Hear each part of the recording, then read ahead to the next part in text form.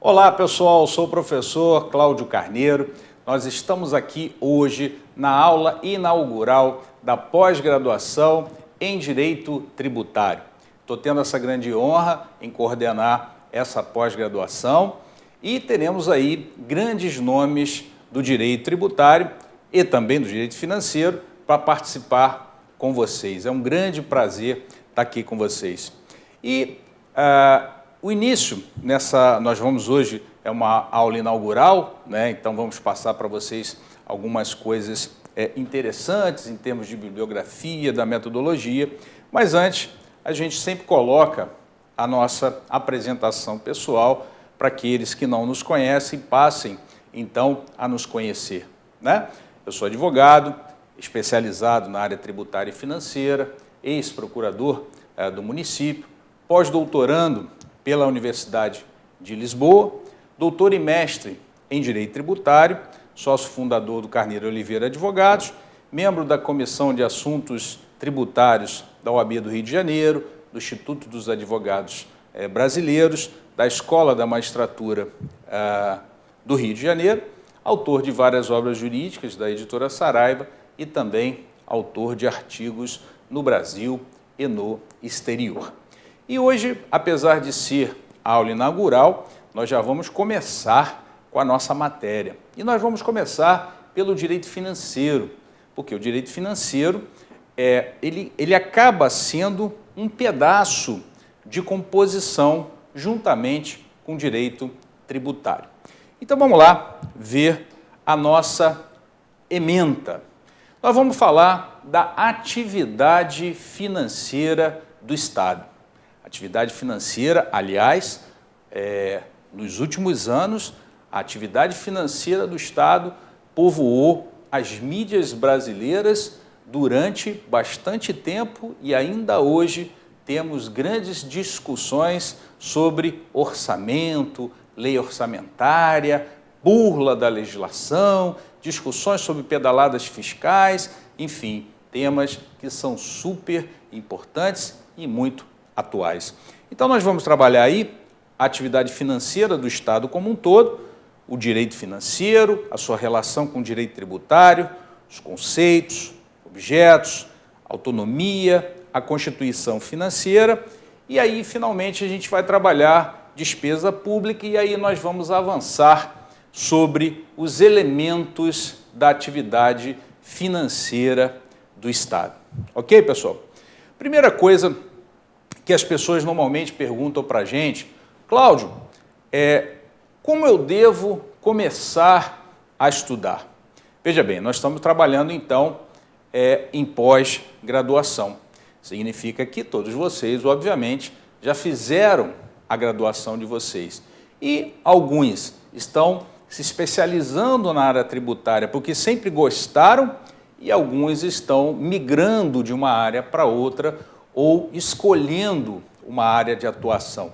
Então, eu sempre digo o seguinte, para começar, pessoal, o início mesmo, pontapé inicial, nós vamos pegar a Constituição Financeira, que nós vamos trabalhar hoje, e nós vamos pegar a parte da Constituição Tributária, ler e destrinchar essa parte da Constituição. E é importante que você lance mão de uma bibliografia, né? A bibliografia que a gente recomenda, nós temos aí toda uma coleção de direito tributário, são mais de 2.500 páginas escritas em 3 volumes, e o volume inicial que a gente vai trabalhar esse, que é o curso de Direito Financeiro e Tributário, aliás, Direito Tributário e Financeiro, e o capítulo 1, com mais de 100 páginas, é todo de Direito Financeiro. E aí depois eu mostro para vocês também uma obra nossa de imposto, que já ganhou 2 prêmios no Brasil, e também a nossa obra de processo tributário, envolvendo a parte administrativa e a parte judicial, que está saindo uma edição nova, com o novo Código de Processo Civil. Então essa edição é a 6ª edição, uma edição que já saiu agora em 2016. Ok, pessoal? Bom, Então vamos lá. Vamos falar sobre a atividade financeira do Estado. Eu gosto sempre de dizer o seguinte, que a atividade financeira, e aí vamos esquecer um pouquinho o direito para a gente bater um papo, atividade financeira doméstica. Você pratica a sua atividade financeira em casa, que é aquela atividade que eu chamo de doméstica. Alguns de vocês, e aí vai aqui uma pergunta para você que está aí nos assistindo. Você, por acaso, alguma vez em toda a sua vida, você já fez uma planilha estipulando tudo que você recebe e tudo que você gasta? Mas tudo que você gasta mesmo, colocando cafezinho, estacionamento, aquelas situações em que você precisa tirar xerox, enfim, todo aquele dinheirinho miúdo que a gente costuma gastar e não costuma computar, porque a gente só pensa, né, em despesa só, aquelas grandes despesas. Você já fez isso alguma vez? Eu diria que uma minoria já fez isso. E essa minoria que fez, uma coisa é certa, você se surpreendeu quando fez isso. Estou certo ou estou errado? Por que você se surpreendeu? Porque você não esperava que gastava tanto quanto você viu ao colocar no papel. Estou certo ou estou errado? Comigo foi assim. Isso eu já faço hoje há muitos anos. Comecei a fazer isso, eu tinha 17. Comecei a trabalhar muito novo, né? Então, essa relação receita-despesa, vejam, não estou falando de direito não, estou falando da nossa vida particular. O Estado não tem nada a ver com a nossa vida particular. Nós fazemos do nosso dinheiro o que nós quisermos. Se eu quiser ser um gastador, quanto mais, se eu sou um poupador, não importa, o Estado não tem nada a ver com a nossa vida. Mas o fato é que na nossa vida é assim que acontece. Então eu vou fazer uma pergunta para você. Se por acaso a sua despesa está maior do que a sua receita, esquece direito, estou falando das suas finanças. Se a sua despesa está maior do que a sua receita, diz para mim, quais as soluções que você buscaria? O que você faria num primeiro momento? Bom, talvez você tenha dito assim, Cláudio, eu vou cortar as despesas. Boa, é uma saída. Mas vamos supor que você tenha cortado todas as despesas consideradas como supérfluas.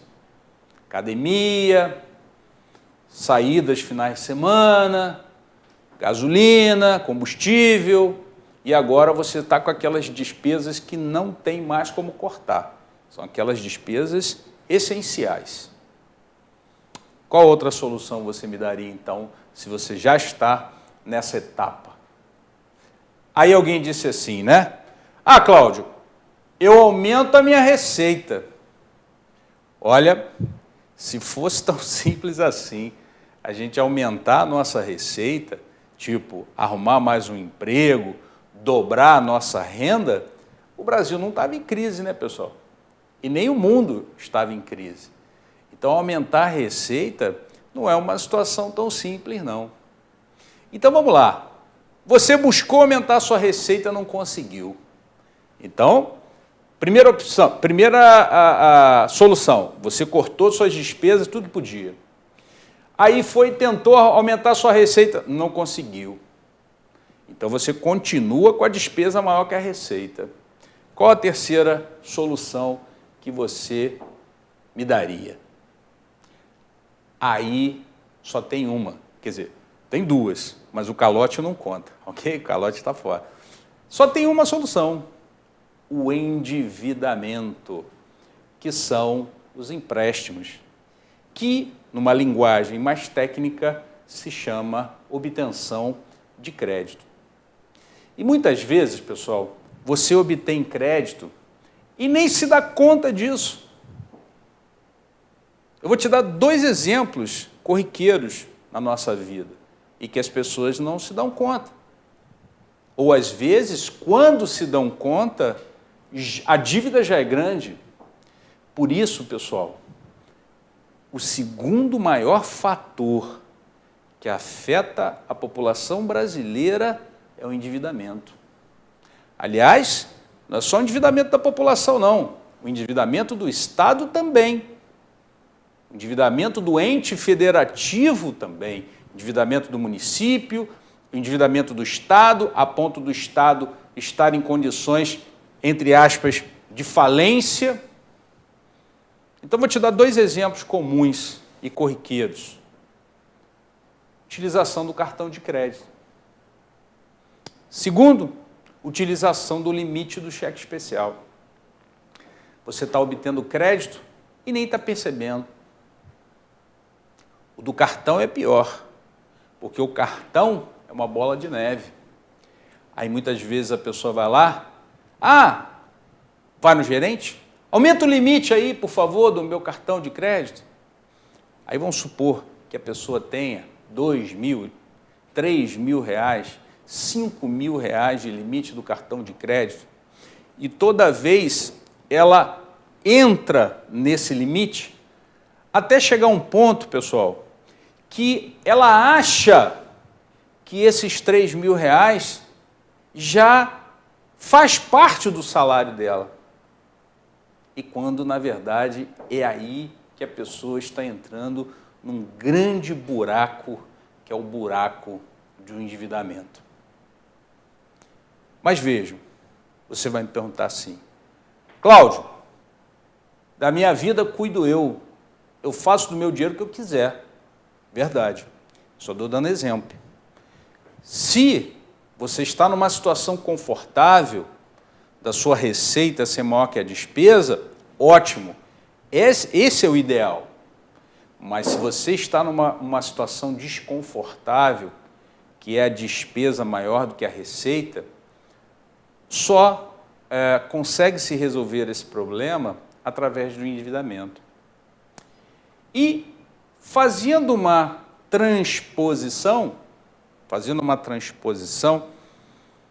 agora para o direito e para o direito financeiro, o Estado, e aí quando eu falo Estado, eu estou me referindo a todos os entes federativos, isoladamente e em conjunto, ok? Então, o Estado, quando eu quiser me referir ao Estado membro, eu falo Estado membro. Então, eu estou falando do Estado em sentido lato, município, Estado, a União, Distrito Federal. O Estado, ele também tem a sua atividade financeira, que é, mutatis mutandis, parecida com a sua atividade financeira. Só que a sua atividade financeira eu chamei de doméstica. E a atividade financeira pública é a atividade financeira do Estado. Essa comparação aí que eu fiz com vocês sobre receita e despesa, você bota na planilha, você vê ali no papel, aquilo ali, numa linguagem técnica, seria, entre aspas, daqui a pouco você vai ver por que, entre aspas, um orçamento. Então, gente, o Estado, a atividade financeira do Estado, também tem seus elementos, que não sei se reparou, são 4 os elementos da atividade financeira: receita, despesa, crédito e orçamento. São os 4 elementos que compõem a atividade financeira estatal: receita, despesa, crédito, que é empréstimo. A gente sempre usa o mesmo referencial para não mudar de paradigma, tá? Então, crédito é empréstimo, endividamento. Receita, despesa, crédito e orçamento. Então, gente, a diferença da atividade financeira particular, da atividade financeira do Estado, é que na atividade financeira estatal, pasmem, o Estado não pode ser poupador não, gente. e muito menos gastador. Ah, peraí, agora já não entendi mais nada. O Estado não pode poupar? Não, o Estado não é para poupar, não. Mas também não é para gastar. Ué, então o Estado faz o quê? Chama-se um princípio do direito financeiro. Equilíbrio orçamentário e financeiro. Equilíbrio orçamentário e financeiro. Se está sobrando dinheiro, reduz a carga tributária. Ah, mas isso não vai acontecer nunca. Bom, é uma realidade brasileira. Ok? De fato, no Brasil, nós temos uma das maiores cargas tributárias do mundo. 39% per capita do PIB. Mas, gente, deixa eu fazer um parênteses aqui. Nós estamos aqui na pós-graduação, e na pós-graduação é um lugar em que a gente pode e deve comentar questões técnico-jurídicas que envolvem as questões políticas brasileiras. Não política, técnico-jurídicas, que envolvem a política.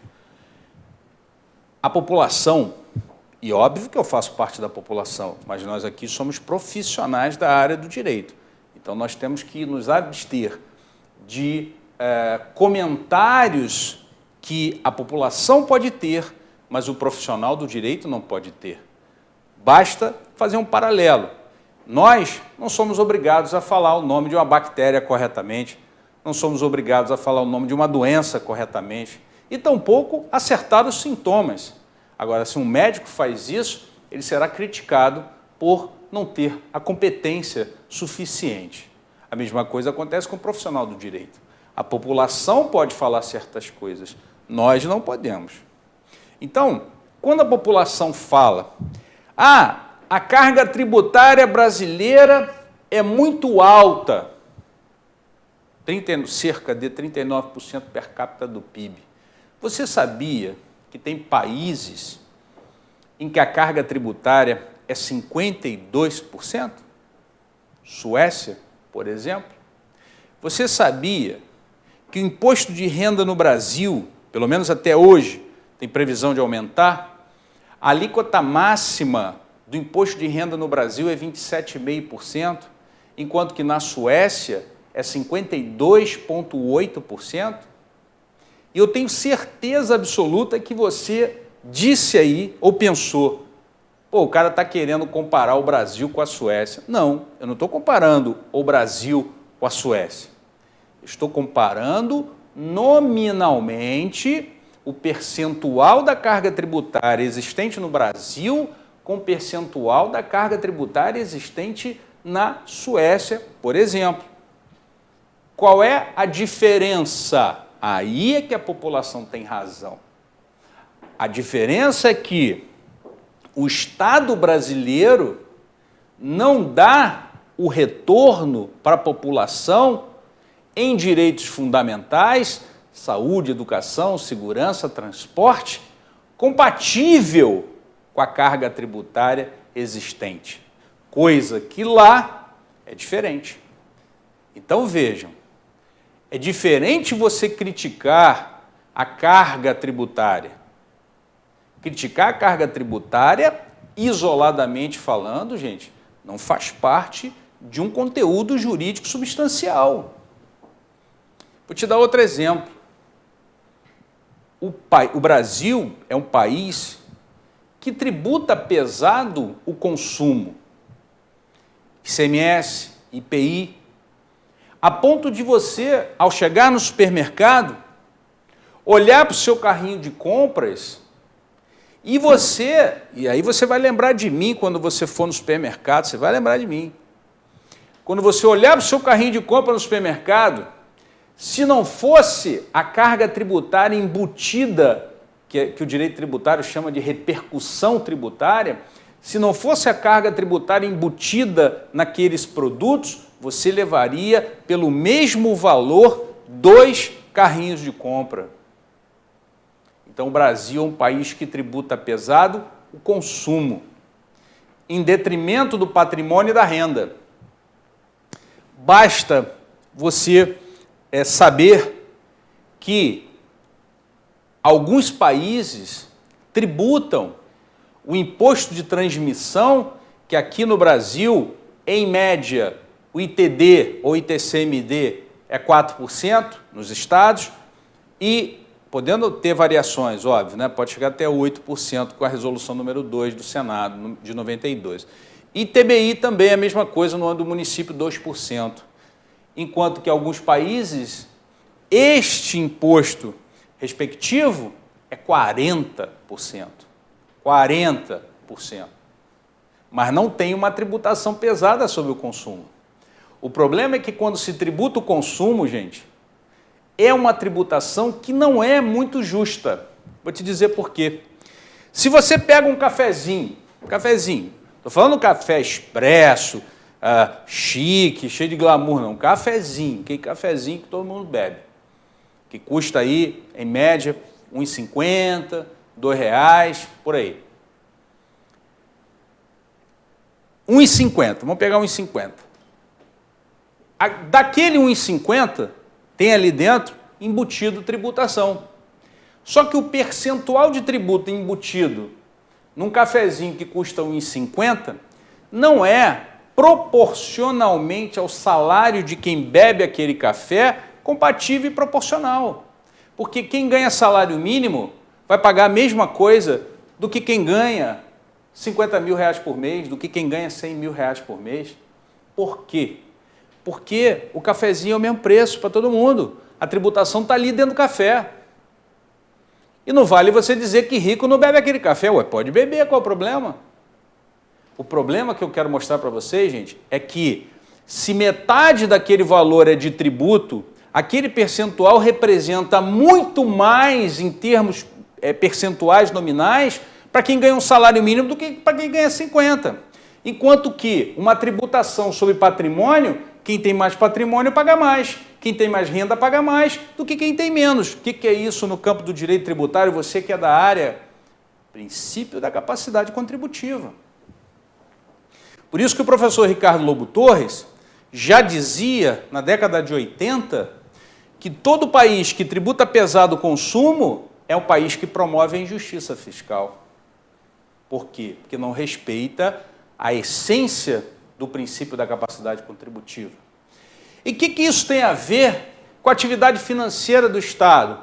Tudo, porque o Estado é o ente tributante. O Estado lato sensu, né? Município, Estado, Distrito Federal e a União. São eles que tributam e nós que pagamos. Nós somos sujeito passivo. Então, quando o Estado vai mal, eu hoje faço parte, pessoal, de um grupo de pesquisa lá, vinculado à Universidade de Lisboa, da Comunidade Europeia. E o que a gente pesquisa lá? A interferência da atividade econômica estatal com a relação financeira. E nos outros países, gente, o mundo está em crise, o Brasil está em crise, os estados estão em crise financeira. Não me importa outros tipos de crise financeira. E uma notícia ruim. Não há como se solucionar uma crise financeira sem que reduza a despesa e aumente receita. O que é isso, gente? O que nós estamos estudando aqui. E como é que aumenta a receita? Principalmente através do aumento de tributos. Portugal, por exemplo, lançou um programa que se chama Programa de Austeridade Fiscal. E uma das molas propulsoras desse programa de austeridade de Portugal é o aumento da carga tributária. O programa que o governo está implementando no Brasil para conter a crise, por mais que o discurso seja, não, vamos tentar evitar ao máximo o aumento da carga tributária. Impossível. Escreve aí o que eu estou dizendo. Impossível. Porque não se sai de uma crise sem aumento da carga tributária, gente. Então, a atividade financeira do Estado ela vive nessa relação, ou deveria viver nessa relação de equilíbrio orçamentário financeiro, como se fosse uma efetiva balança. Então, quando sua despesa é maior que a receita, você está diante de quê? Déficit público. Quando a sua receita é maior do que a despesa, você está diante de quê? Superávit primário. Já ouviu essas expressões, sobretudo em jornais na televisão. Vou repetir. Receita maior que a despesa, superávit. Despesa maior que a receita, déficit público. Qual é o ideal? O ideal é esse. Equilíbrio orçamentário. A receita ser compatível com a despesa. Agora,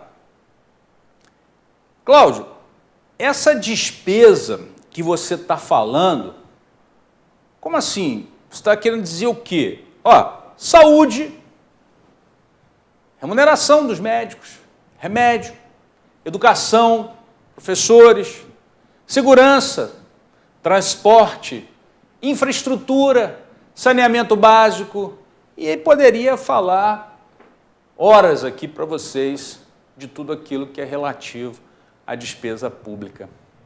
Mas eu vou passar aqui uma mensagem para vocês, porque nós estamos numa pós-graduação e o objetivo da pós é exatamente a gente buscar a investigação, né?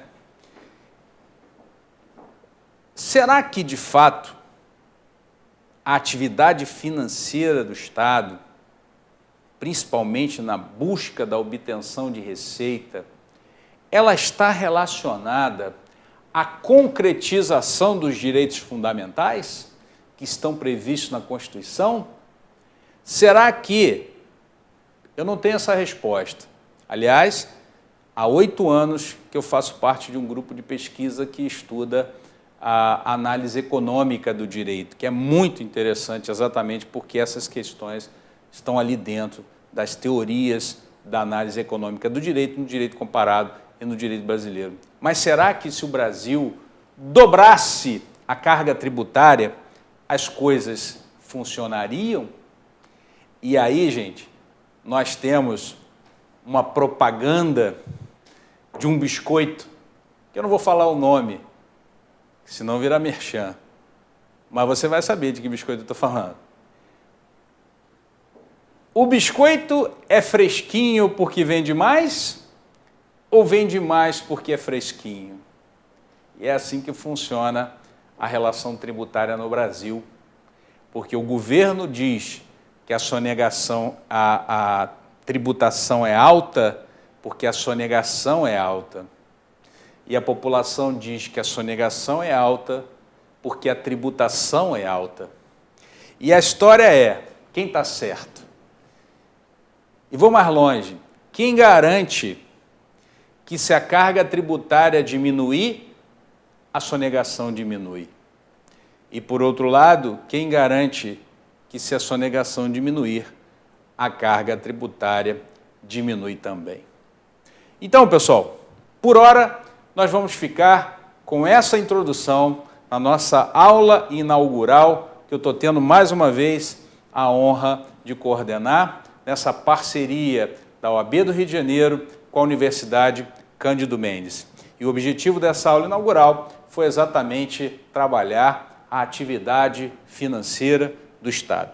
Ficamos aqui e aguardo vocês para a gente dar continuidade aos elementos da atividade financeira, analisando então um por um, ok? Muito obrigado, até mais.